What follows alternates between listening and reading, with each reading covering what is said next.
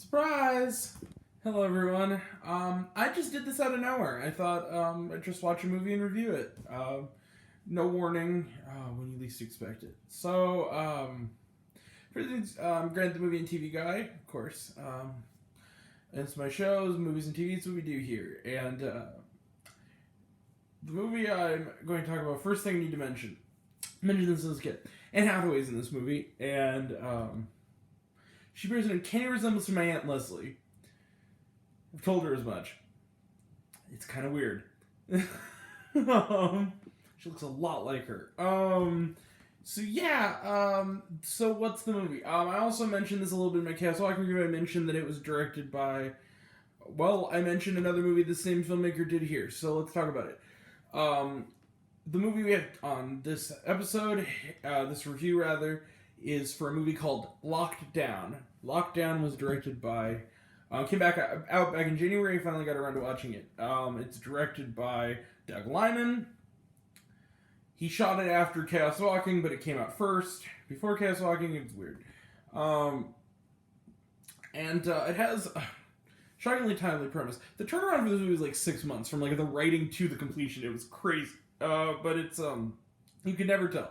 So Lockdown stars, like I said, Anne Hathaway and Chiwetel Ejiofor, and they are Linda and Paxton. And Linda and Paxton, what they are, they're a couple. They're living together, and they've had enough. They've had enough of each other. They're ready to split up. They live in the same house, but they kind of crisscross or past each other. They don't want to do it together. The only reason they're living together is because, like everyone this last year, this is set during the COVID-19 pandemic, and so they're stuck. They're stuck inside this house together, and they are struggling like we all are with Zoom calls and whatnot. Paxton is a former drug addict. He's also a former,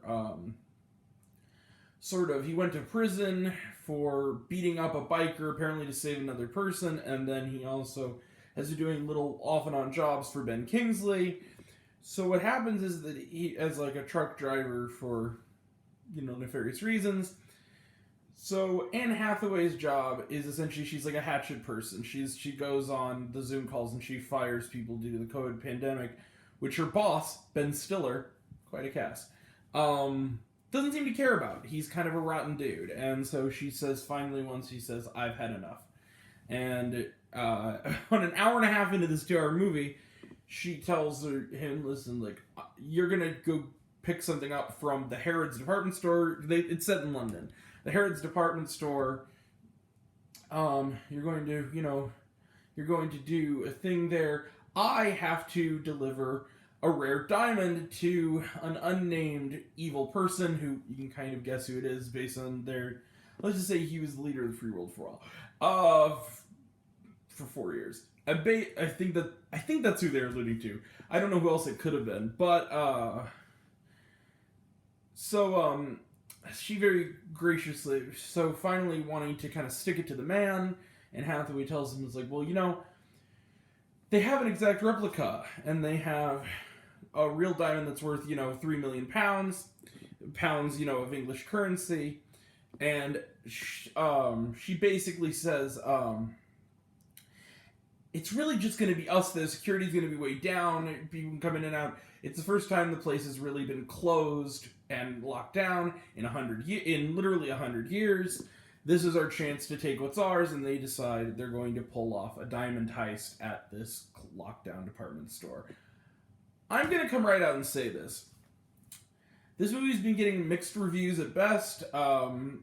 One of my favorite critics ever, Alonso Duralde, loved this movie, and that kind of is what made me watch it. And I'm going to have to say that, though I'm not quite as full as Alonso is, I really liked Lockdown. I really was surprised.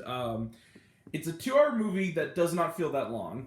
It moves really well, and what's good about, even though it's a slow burn, because what's kind of interesting about it is you're seeing the first hour and a half, the movie's just literally a tick or two under 2 hours. For the first hour and a half, you're kind of just getting to know this couple and why they're through dialogue. It's sort of a two-hander between them, and occasionally there'll be like a celebrity zooming in.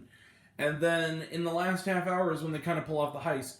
And in a weird way, you're kind of watching how this, the spark is being reignited by this crazy, sort of half-cocked plan to rob this, the priceless jewel. I loved it. I really kind of loved this movie. It was charming. Anne Hathaway is great, and she's been becoming quite the comic actress of late. Doing all the growth.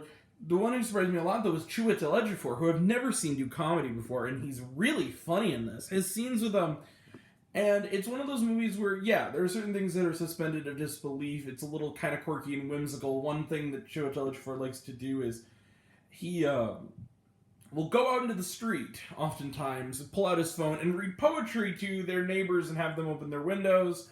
And he basically says, my fellow inmates, because they're all, quarantined. So like that. The other thing, too, is that, no, I didn't review this and I don't care to. I saw Songbird, which I mainly saw for KJ Apa, and it was offensive. Like, Songbird was a movie that kind of... It didn't make my best of list simply because I didn't want to give it that much credit, and it didn't even feel like a movie to me. It felt like a gimmick. This film is a gimmick, but at least it's well done, and I think that Doug Liman and writer Stephen Knight, who among other things did Locke, which is great, a really underrated movie called Closed Circuit, and a really terrible movie also with Anne Hathaway called Serenity from a couple of years ago. And he nails this. So the dialogue between them is really funny and sharp and very kind of caustic wit. There's like a scene where Anne Hathaway is a former smoker, and she's describing in this half-crazed monologue about what led her to get back on the habit during like a business trip at the previous Christmas, and she's going on, and she just it's so good, and it really, and the thing is that you could argue that Lockdown is an acting exercise more than anything else. It's almost done like a play, but the thing is that just as an acting exercise doesn't mean it's not bad, that it's not good, rather, when you have good actors, and this one really did, and you have a good director like Doug Liman. I really dug this flick. I really liked Lockdown. Streaming on HBO Max. It's not one of the ones they did theatrically. I thought it was at first, but no, it was actually, no, it was an HBO Max original movie. It's 2 hours, it's breezy. You also get some, pop-ins from Stephen Merchant, Lucy Boynton, from Bohemian Rhapsody and Sing Street, Lucy Boynton. It's really good. It's really, really good. I really dug this movie. And I don't think there's much more to say about it. Locked In is surprisingly kind of a diamond in the rough, and I'm not agreeing with critics on this one. I can't go all the way on it, but I definitely think this were in a theater you could walk 2 blocks to see it. I'm going to give this movie 4 stars out of 5. I really liked Lockdown. I thought it had a great screenplay. The only problem I might have with it is that I kind of almost didn't want the heist. I knew it was inevitably going to happen just from the trailer. I almost didn't want the heist to occur, because I felt like that's the only part where it kind of, even though it paid off well, I felt like kind of went a little bit on a downslope at about the 90-minute mark, where I'm like, okay, I kind of like this better when they're just kind of squabbling. I actually thought that stuff worked better, but I still like the heist. If anything, this movie, it's weird, it's Doug Liman. It feels more like a Soderbergh movie in a weird way, because it's so lo-fi. It costs like $3 million altogether. I think it was shot on kind of inexpensive digital cameras, and they did it in the actual locations and with actual protocols in place. It feels more like Soderbergh. It also, movies that remind me of is like another HBO Max original, which was Let Them All Talk, which I liked a lot more than this, mind you. That was on my best of list, where it was really just, it was a dialogue movie. It was an acting exercise, but it was really good. Same kind of thing here. It also, of the heist movies, it doesn't even remind me of, when you talk about Soderbergh, the Ocean's movies, as much as it kind of reminds me of a movie a lot of people haven't seen, but it's a gem. Logan Lucky from like 2017 is what it kind of reminded me a lot of, and how just kind of breezy it is and low stakes, but just kind of entertaining. So, yeah, Lockdown 4 stars rather out of 5. It's surprisingly kind of great. I was really kind of shocked, or at least very good. All right, let's close the book on Lockdown. Let's lock down. 4 stars out of 5. Trailer trash? None, but also yes. In this case, it was the same situation with Judas and the Black Messiah. It was like the little sizzle reel of what's coming out on HBO Max. And then also just reminds me that Mortal Kombat looks awesome.